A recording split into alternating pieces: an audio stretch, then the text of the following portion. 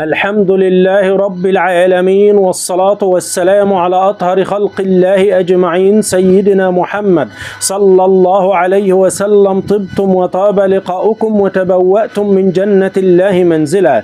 إذا رأى الرجل أنه يلبس الخاتم الخشب في المنام علام أن هذا الرجل سوف يقطع علاقته بمعظم الناس في الحياة، والله أعلى وأعلم. أما إذا رأى الشخص أن الخاتم انكسر منه علامة على فسخ الخطبة إن كان خاطب، أما إن كان متزوج علامة على طلاق زوجته، والله أعلى وأعلم.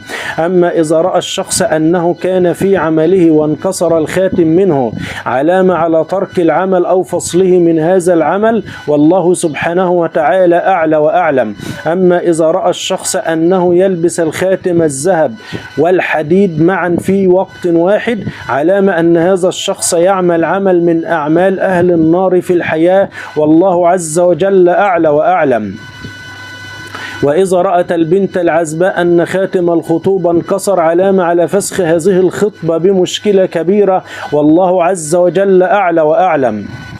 إذا رأى الشخص أنه يبيع الخاتم في المنام علامة أنه يبيع أشياء من أملاكه الأيام القادمة، والله عز وجل أعلى وأعلم.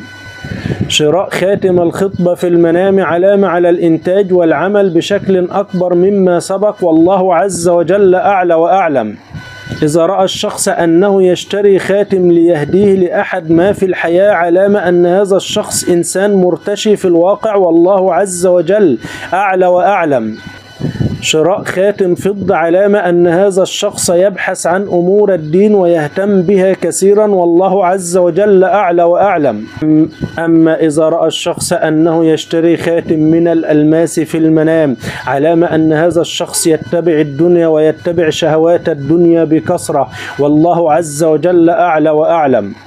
إذا رأى الشخص أنه يبيع خاتم الزواج علامة أن هذا الشخص سوف يهمل في زوجته ويهمل في عمله الأيام القادمة، والله عز وجل أعلى وأعلم.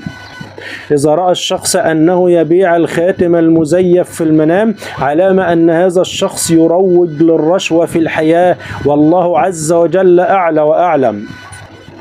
إذا رأت المرأة الغير متزوجة أنها تشتري خاتم علامة أنها سوف تتزوج إنسان مناسب لها الأيام القادمة وستكون سعيدة معه في الحياة، والله سبحانه وتعالى أعلى وأعلم. روى الإمام البخاري أن النبي صلى الله عليه وسلم قال: من قال سبحان الله وبحمده في اليوم 100 مرة حطت خطاياه وإن كانت مثل زبد البحر.